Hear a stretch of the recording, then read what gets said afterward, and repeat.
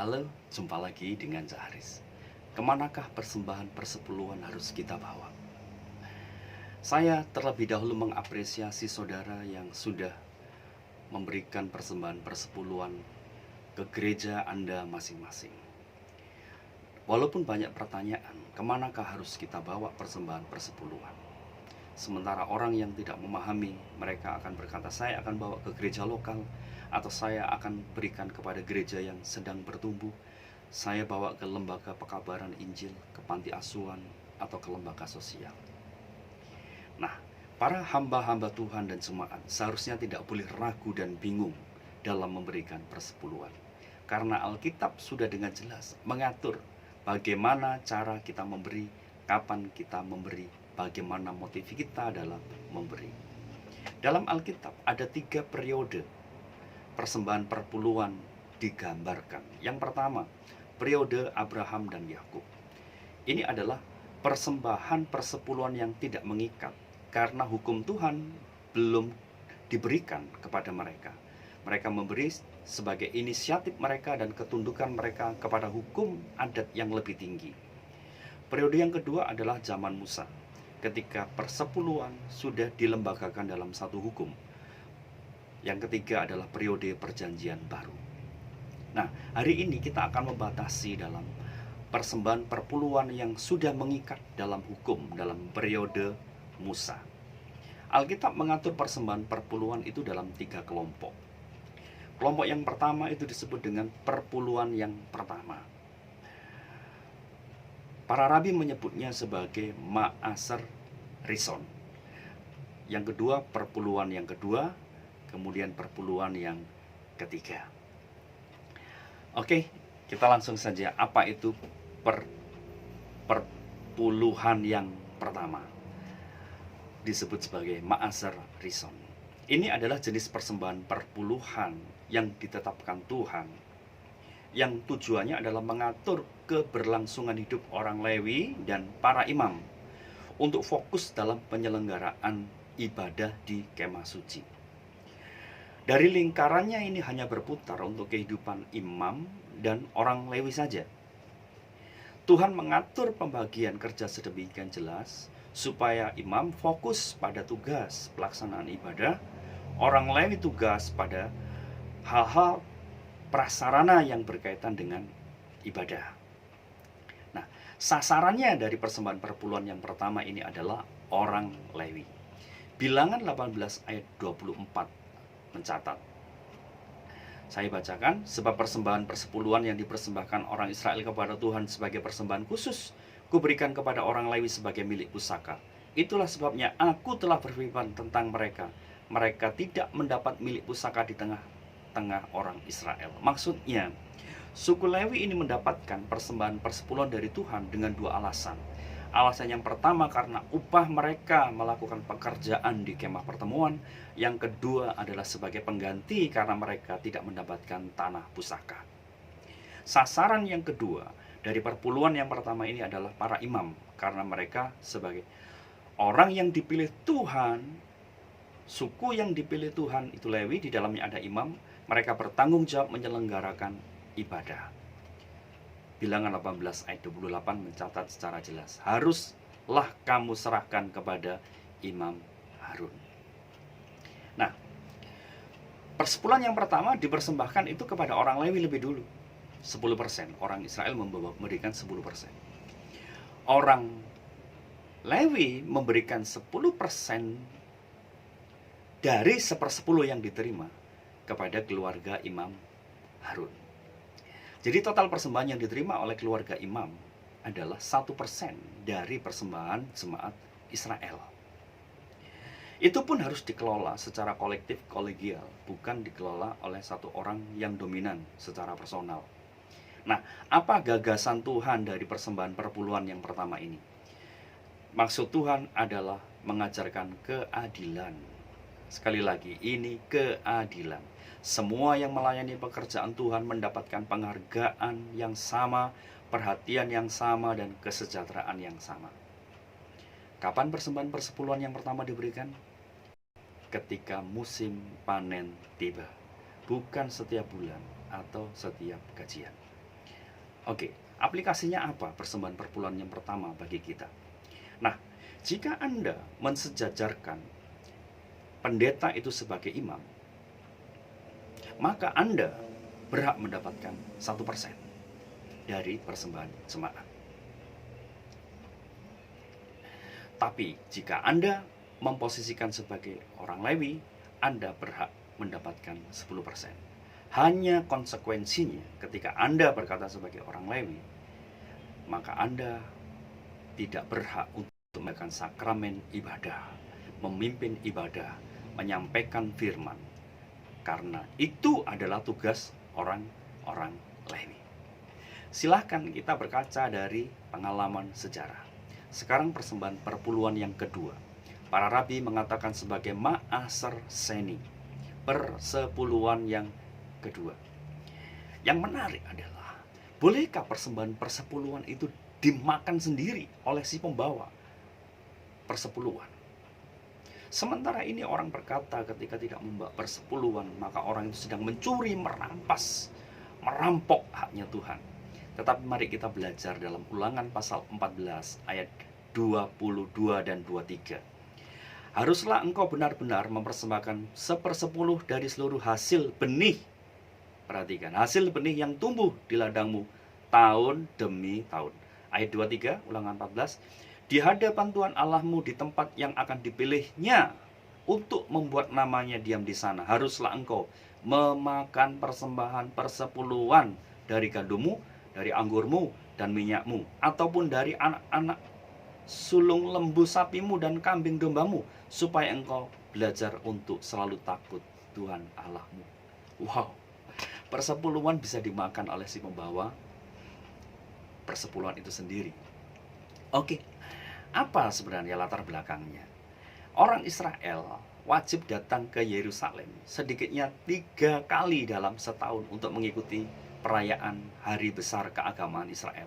Yang pertama adalah hari raya Paskah, yang kedua hari raya roti tak beragi, yang ketiga adalah hari raya 7 minggu atau hari raya panen. Nah, konteks yang dibicarakan ini adalah mengikuti hari raya 7 minggu, hari raya panen. Persepuluhan ini membawa hasil panen yang dilaksanakan setiap tahun sekali dalam hari raya pesta panen atau hari raya 7 minggu. Kalau sekarang ini sejajar dengan hari Pentakosta. Kemana persepuluhannya dibawa? Persepuluhan dibawa ke Yerusalem. Kalau persepuluhan yang pertama itu dibawa ke kota-kotanya orang Lewi, persepuluhan yang kedua ini dibawa ke Yerusalem. Apabila persembahan persepuluhan yang berupa natura itu, hasil ladang, lembu domba terlalu berat untuk dibawa karena jaraknya jauh untuk menuju ke Yerusalem, barulah boleh diuangkan persepuluhan itu. Tetapi catatannya ketika sampai di Yerusalem, uang itu harus dibelanjakan habis dengan sukacita, dengan sukarela, dan makanannya itu boleh untuk dimakan sekeluarga, bersama-sama dengan keluarganya sendiri. Sekaligus persepuluhan itu diberikan kepada orang-orang Lewi, dan orang Lewi juga memberikan kepada imam-imam yang melayani. Jadi konteks persembahan persepuluhan selalu tidak lepas dari orang Lewi, para imam. Tetapi dalam persembahan persepuluhan yang kedua ini menyangkut dengan kehidupan orang itu sendiri untuk bersuka cita dalam masa hari raya panen. Apa tujuannya? Ayat 23 yang kita baca tadi itu. Supaya mereka belajar untuk takut pada Tuhan Allah mereka. Apa maksudnya takut? Bangsa Israel itu mudah sekali terpengaruh ketika mereka diberkati oleh Tuhan. Hasil panennya melimpah, mereka berkata ini adalah dari dewa hujan, dewa kesuburan, Asitoret, Baal, Asera. Nah, Tuhan ingin memotong pemahaman itu bahwa sumber berkat itu bukanlah para dewa, tetapi Tuhan. maka hasil panen itu harus dibawa ke Yerusalem. Mereka harus makan dengan senang, dengan sukacita bersama dengan keluarga untuk menghargai berkat Tuhan. Kesetiaan mereka datang ke Yerusalem itu adalah pengajaran yang ingin Tuhan tanamkan dalam kehidupan mereka. Kalau perpuluhan pertama mengajarkan keadilan, perpuluhan yang kedua mengajarkan kesetiaan. Ingat, persembahan perpuluhan yang kedua ini dibawa ke Yerusalem, periodenya kapan? 1 tahun 1 kali. Sekarang persepuluhan yang ketiga, para rabi mengatakan Ma'aser Ani, persembahan persepuluhan wajib hukumnya bagi orang Israel. Karena persembahan persepuluhan itu akan mengatur tatanan ibadah, relasi dengan Tuhan supaya dapat berjalan lancar, sekaligus mengatur tatanan sosial, relasi sosial menjadi saling membangun. Persepuluhan memang tidak bisa lepas dari orang Lewi dan para imam. Namun secara khusus, persembahan persepuluhan yang ketiga ini diprioritaskan untuk orang asing, anak yatim, dan para janda. Orang asing maksudnya orang non-Israel, non-Yahudi. Mari kita baca Ulangan 14 ayat 28 dan 29. Pada akhir 3 tahun, perhatikan, akhir 3 tahun, engkau harus mengeluarkan segala persembahan persepuluhan dari hasil tanahmu. Kembali lagi, dari hasil tanah dalam tahun itu, dan menaruhnya di dalam kotamu. Sudah beda lagi karena menaruh di kota, gerbang kota tepatnya. Maka orang Lewi, karena ia tidak mendapat bagian milik pusaka bersama-sama engkau dan orang asing, anak yatim dan janda yang di dalam tempatmu, akan datang makan dan menjadi kenyang, supaya Tuhan Allahmu memberkati engkau di dalam segala usaha yang dikerjakan tanganmu. Luar biasa. Perpuluhan dipakai untuk mengatur tatanan kehidupan sosial, sejajar dengan kehidupan diakonia pada masa perjanjian baru.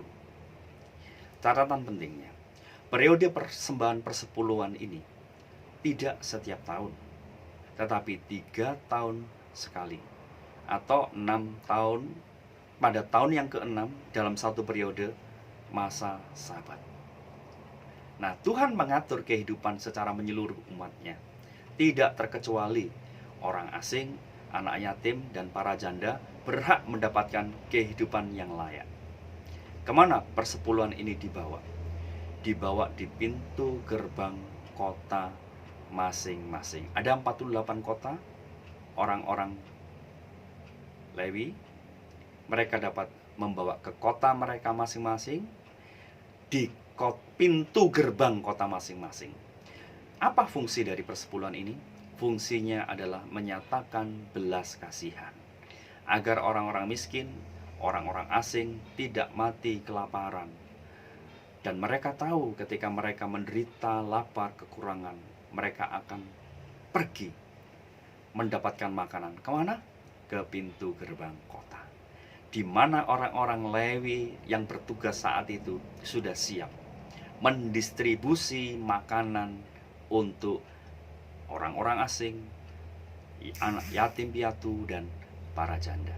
Kesimpulannya, kemana persepuluhan harus dibawa? Apakah gereja yang dianalogikan sebagai bait Allah menurut pandangan sebagian orang mengambil posisi bahwa gerejalah yang berhak mendapatkan persepuluhan, bukan lembaga penginjilan, bukan lembaga sosial, bukan lembaga kemasyarakatan, bukan untuk fungsi-fungsi sosial. Tetapi Alkitab mencatat dengan tegas, kemana bangsa Israel membawa persepuluhan? Tergantung dengan jenis persepuluhan. Ada 3 jenis persepuluhan. Persepuluhan yang pertama, mereka membawa Ma'aser Rison, persembahan perpuluhan itu, ke kota-kota orang Lewi yang tersebar di seluruh penjuru negeri Israel. Ada 48 kota. Kalau persembahan persepuluhan yang kedua, Ma'aser Seni, yang dilakukan 1 tahun sekali. Itu dibawa ke kota Yerusalem untuk dimakan bersama-sama dalam perayaan pesta panen. Persepuluhan yang ketiga dibawa ke pintu gerbang kota masing-masing. Pintu gerbang kota masing-masing. Supaya janda, anak-anak yatim, orang asing dapat makan dan menjadi kenyang. Ulangan 14 ayat 28. Pertanyaannya, sudah lengkapkah cara pemahaman kita tentang persembahan persepuluhan? Ada 3 jenis persepuluhan. Mengapa kita abai? Mengapa kita tidak mengajarkan persembahan persepuluhan yang kedua dan yang ketiga?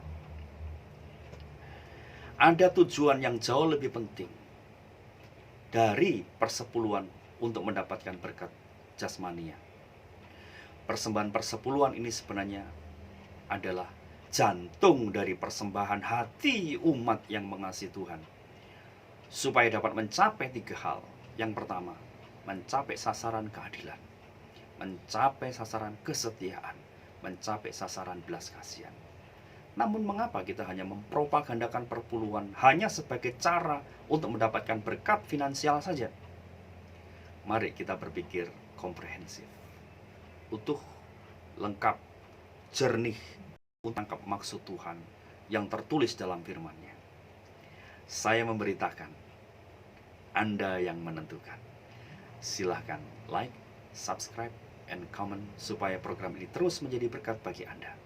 Tuhan Yesus memberkati kita semua. Amin.